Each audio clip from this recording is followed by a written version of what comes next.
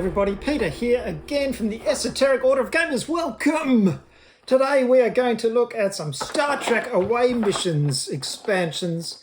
Very cool. I've started to warm quite a bit to Star Trek Away missions because we had such a rocky start with it. My gaming opponent and I, it's become a bit of a running joke now when I say, I've got some more expansions, and he goes, oh. Even though we do enjoy the game, I have to hasten to add, because we had a difficult time getting into it, but once we did start to enjoy it, we really did start to enjoy it. So it is a cool game. It just takes that bit of commitment to get started. And once you're into it, it does have a lot to offer. So these ones are both original series packs, which are cool. And I kind of think they would have gone together in one nice pack, maybe a double pack like that. You know, rather than get them separately, but, you know, these are matters of logistics, of course. Now, I haven't actually played with these yet, I have to say. And by the way, I did get them free from Gale Force 9. Thank you, Gale Force 9. My opinions are always my own, and I don't charge for these videos. So I haven't had a chance to play this as I just got them. And in fact, I'm going on holiday next week, so I'm trying to get some stuff to you really quickly before I leave. So I thought I'd show them to you. I've had a look through them, and I've had a look at the cards, and I've had a little think about them, but I haven't actually played with them. So playing when the rubber hits the road is always a completely different story. Still, what we've got here is the Captain Kirk expansion and the Commander Scotty expansion. Now, both of these come with 4 miniatures from the original series, and of course cards and counters. So let's have a look inside. We'll start with Captain Kirk. Now, of course, these come wrapped in plastic and all that kind of thing, and I've taken all that off, so you won't see that. So who do we have in this team? Well, we've got James T. Kirk, of course, the man himself.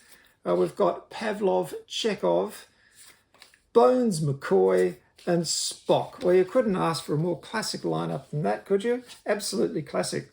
Let me show you the figures before I tell you about them. So here's Kirk. There he is, action pose. He's got his communicator open and his phaser ready and ready to take on whatever is thrown at him. Then we've got Bones McCoy. He's got some kind of medical tricorder or something is. I don't know what that bit hanging down there is. Anyway, some object.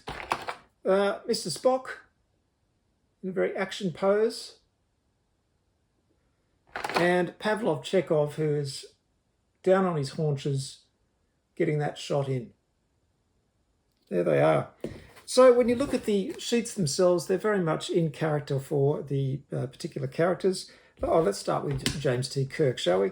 So he has a Type 2 phaser. He also does judo. So his melee action is judo, which gives him +2 attack dice, +0 damage, and it's melee. However, his special ability is calculated risk. When first rolling attack, defense, or skill dice before any rerolls, roll an additional die, then discard 1 die. So he gets the best of the bunch. He gets to sort of do a reroll and then get rid of the worst die, which is a very handy ability and befitting a champion like Mr. Kirk. We've got Spock. Now, he's got the Vulcan Nerve Pinch. He's got a phaser, of course, but his special ability is the Vulcan Nerve Pinch. Take an action to choose an adjacent character and roll 2 dice. For each roll of 4 or more, place a stun token on that character. These dice may not be re-rolled, and it can be used against androids or Borgs. So, Vulcan Nerve Pinch. We've got Bones McCoy. I'm a doctor, not a ... is the name of his ability. Take an action to take a medical skill test. Recover 1 damage from this or an adjacent character for each success. So, of course, he's running around helping people with their health. And then we've got Pavlov Chekhov. Pavel Chekhov. Did I say Pavlov? Pavel Chekhov. I'm so sorry, Chekhov. Terrible. He has Tsar of all the Russias. It's his special ability. When you could discard to reroll attack or skill dice, in other words, discard cards to do a reroll, you may discard 2 support cards at random to roll an additional die before choosing whether to discard to reroll. Okay, well that's kind of good. So basically, you have to give him lots of support cards. You can discard 2 support cards at random, but then you get to choose. You roll an additional die, and then you get to choose to whether you want to discard them or not. Okay, that's good. You know, slows him down a little bit, but you know, it's kind of interesting ability. There are those. Now you've got some missions here. we've got shoot to kill. Score 5 bonus points for each conflict mission in your scoring area at the end of the game. Now, I'll show you the missions in a moment, but obviously they're of different types. So you get 5 points for each conflict mission. And the other one is we come in peace. If you have 5 or more contact mission cards in your scoring area at the end of the game, you get 30 points. There you go. You've got a couple of counters here. These are beam away tokens here. And these are, I think they're mind meld tokens. And then you've got a couple of extra bonus point tokens. This little reference card, which is the same on both sides, describes the beam away action. Now, in this particular set, a lot of the cards allow you to beam away to do little missions. So the character themselves can beam away, in which case you put a beam away token on the place they were on the board and you take them off and put them on the mission card, the actual miniature itself. They're actually nicking off in the middle of the main game. And while they do, as soon as they do that, they then fulfill the mission, whatever it is. And they're kind of tricky. Well, it's interesting because if they're successful in that mission, you score the card, great, and then they beam back to the space that they were on. So they go back. They can not only go back onto their beam away token, but they can also go back onto any transporter space on the board. So it gives them some flexibility. They can beam back in a different position, which is cool. The only problem is if they fail the test, they're neutralized. Risky, high risk, high reward. There you go. Very interesting. Well, you're probably thinking, well, what are these kind of missions? Well, let's have a look at the cards. As always, we have our starter deck. Now, of course, these are both Federation expansions, so they have Federation decks, so you can mix the cards together. And you've got extra cards, which you can use to do a bit of deck building. So, looking at the missions first. Here we go. So here's an example straight off, the empath of the beaming away thing. So for an action, the character beams away, and then they take a communication skill test, roll 2 additional dice if they're an empath. If they succeed, they score this card. If they score 3 or more successes. Now remember, if they don't succeed, they're going to get neutralized. So you want to make sure that you've got enough cards to be able to re-roll dice and do things like that. So there's quite a lot of these. Here you're beaming away again. It's Savage Curtain. So you take a command skill, then immediately take a security test if you score 2 or more successes. I think all of them that I've read are 2 or more successes at least, so they're not just single successes. Prime Directive, this is if you don't neutralize any hostile characters at the end of the game, you get 20 points. What else have we got? Months Women comes in with that incredibly sexist episode from the early series, but you know, it's a very old series, let's face it. All characters friendly and hostile on this character's mission board must take a communication skill test. All characters that fail their skill test are stunned. Score this card if more hostile characters fail their skill tests than friendly characters. So everybody is stunned by Mud's gorgeous women. This is a very straightforward one. Skill test, get 15 points. Mirror, mirror, this is where you're beaming away again. Take a command skill test. You succeed if you get 3 or more successes. So that's pretty challenging. So that is kind of the core of this particular set, is this beaming away mechanic, which is nicking off the board, doing a mission, and then coming back again, which kind of seems funny because it's like this kind of thing is happening. They're all interacting on this board, and these characters are nicking off to fulfill entire episodes of the original series to get a few points, and then coming back again. They're extremely busy people. There you go. Again, live in peace. Score at the end of the round if no friendly or hostile characters other than Borg drones. Who cares about them? We neutralise this round. You can beam away to join with a Horta, which sounds creepy. Science skill test, then a medical skill test. You need 4 or more successes all up. You've got some straight up basic missions as well. There's Mud again, Guardian of Forever. So it's really showcasing all the original series episodes here. Devil in the Dark, of course, again, that's another beam away one. So lots of beam away ones here. Arena, that's the classic one where, of course, he fights the is it Gorn? Gorn they're called? Remove all tokens and restore all damage to both characters. Starting with a hostile commander, both characters alternate taking attack actions using their base attack rating. When one character is neutralized, they fail and the other succeeds. So it's full on. It's full on. I believe, so that's pretty good, isn't it? I mean, it's really just taking you off for a private little war. Very cool. Oh, talking about a private little war, here's one called a private little war. How's that for timing? Beam away. This character beams away. Character takes a command skill test, then immediately takes a skill test using their attack rating. They need 2 or more successes. So you get the idea. Then you've got some classic items and support stuff. A med kit, hyper spray, disguises, communicator, captain's log. You score this card as a mission card if you've scored a mission this round, so you're kind of recording it in your log. Set phases to kill.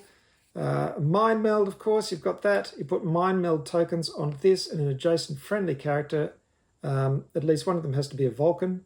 These characters roll an additional die for skill test that uses a specialization listed on the other character. You kill them. There's some great names here. You kill them. There was Kirk's seduction. There's a lot of Kirk doing things. So you probably want to know what that is. Interrupt. Take an opposed command skill test against adjacent hostile character. If passed, the hostile character is stunned. Stunned by Kirk's amazing personality. There you go. Kirk's judo throw. Fantastic. Kirk's hammer blow. Kirk's ear clap. Very atmospheric cards. They're kind of good. Kirk's drop kick. Yeah, he was a bit of a drop kick sometimes, wasn't he? I'm a doctor, not a bricklayer. He's dead, Jim. Corbomite maneuver. Absolute classics. If you're a fan of the original series, you really can't go past this particular expansion, I think. So the extra ones give you some more cards in the same vein. Lots of those beaming away cards as well. Of course, some duplicates of the support cards that you've already got. Some new ones. So I looked through this deck and I thought it was pretty cool. I think it's the original series that's great. I don't know what you do if you want to mix Federation decks with the new next generation guys and all that. I mean, there hasn't really been much in the way of guidance to do that, so I'm not 100% sure how that works. I guess because they're Federation ones, they can be mixed together and you just sort of pretend that they're all from the same timeline. But anyway, I mean, surely thematically you'll be wanting to keep them all together. Talking about keeping them all together, let's have a look at the next set, which is the Commander Scotty Federation expansion. Here it is. Now, who have we got here in this set? We have Hikaru Sulu, Mr. Leslie. Can't remember Mr. Leslie. He was just a red shirt, really, wasn't he? Nyota Uhura. I didn't know her first name was Nyota. Oh, it shows that I'm not as much of a Trekkie as I thought I was. Anyway, Uhura is there. Scotty, he's just called Scotty. There you've got it. As I said, this would have been a really good pack altogether, I think. And also because the cards in this one didn't strike me as interesting as the ones in the Kirk set. They were along the same lines, but there was only a couple of beam away missions. They were mostly straight up missions. So you've got in this, though, Tribbles. Counter sheet of Tribbles. A couple of beam away tokens. More Tribbles. Heaps of Tribbles. Now, the Tribble mechanic is basically putting Tribbles on other people's cards and then getting to play them. But there wasn't a whole lot of stuff backing up Tribbles. Correct me if I'm wrong. Oh, here we go. I just found a sheet. Effects of Tribbles. I thought this was a double-sided sheet as well because it's got beam away on one side, but then it's got the Tribbles on the other. So we'll go through that in a moment. First, let's look at the miniatures here. We've got Sulu right here. There we go. Excuse me, that's my cat in the background, obviously having a whinge. Sulu. We've got Scotty. There he is. Scotty. Uhura. Looking very glamorous in that very glam pose. And here we go, Mr. Leslie, Action Man, red shirt. There we go. Here's our cards, starter deck, and extras. It's hard to, I mean, you can go online. I think on Board Game Geek, there's a list of the original starter decks if you want to go back to the starter decks again. Anyway, so you've got missions, red shirts, and look at that picture. I don't know where they got that picture from, but it's a bit of a classic. There's red shirts everywhere. For each friendly character that is not neutralised at the end of the game, you get 10 bonus points. So saving the red shirts. Then we've got humanitarian aid. You get 30 points if you have 3 or more aid missions in your scoring area at the end of the game. Let's look at their special abilities. Sulu. He's got, now this is strange, a real emphasis on that one episode where he went a bit crazy, a mock time I think it was called, and started running around with a sword, because he's got 2 abilities for that. Swashbuckler. Before discarding to reroll in an attack action, you may reroll 1 die. If you do, your opponent may also reroll 1 die. Very luck-based. And then Swordsman. Roll an additional die when using antique weapons. I don't know. I just feel this doesn't quite do Sulu justice, really. He had other skills apart from running around with his shirt off and a sword, didn't he? Anyway, there you go. Mr. Leslie, Bodyguard. When Mr. Leslie gives another character backup for defense, roll 2 additional dice instead of 1. Always handy to have around in a fight. Uhura, reroll. She's got Sorry Neither. I don't know why it's called Sorry Neither. That's a reference I don't remember. Reroll up to 1 die when taking or challenging a skill test in an operations terminal.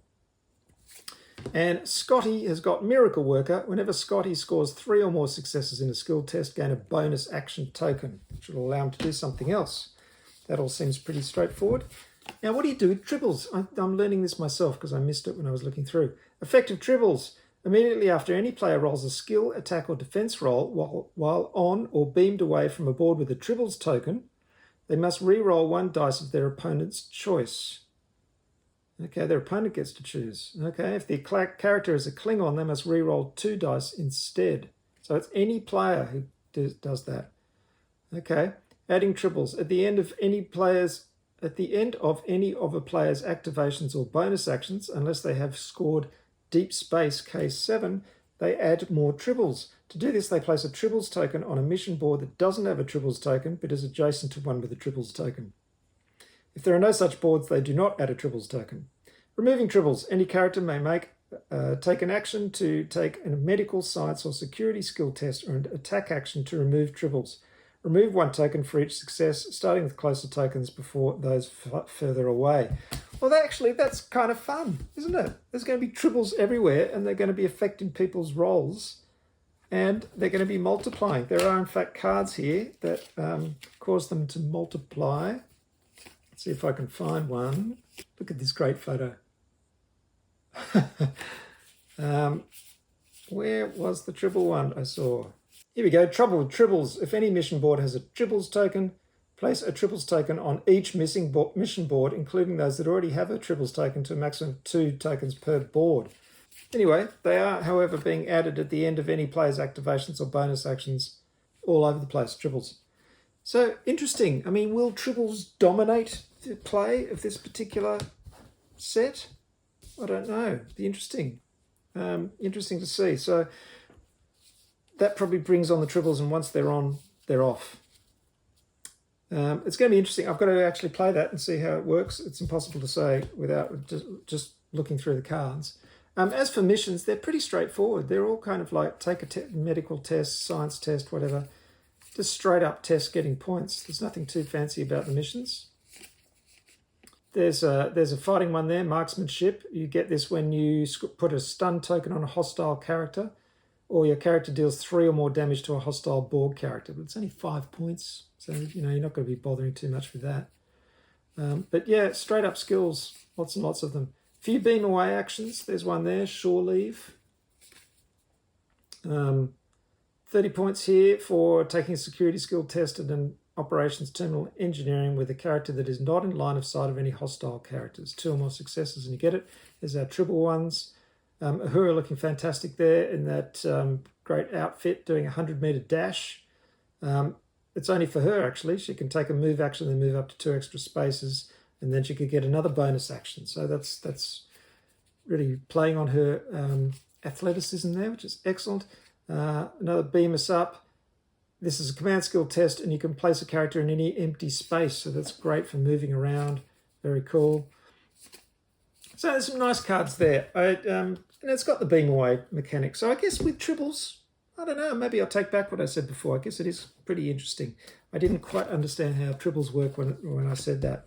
So they're both interesting sets, and I think you've got to get them both, don't you? If you love original series, this gives you all the main characters, doesn't it? And I think it's an absolute, it's a no-brainer to get both if you enjoy the game. I'm really looking forward to playing with these, so I will talk more when I've had a chance to play them. As I said, I'm away on holiday, so it'll be a little while, but when I get back, I will be getting into trying out these expansions and letting you know. But at least this gives you a rough idea of what they look like. The miniatures are cute, as always. And, as I said, I didn't really love them when I first started playing the game, but when you paint them up, they look pretty cool. So I'll hope to paint these up so I can show you them painted later on as well.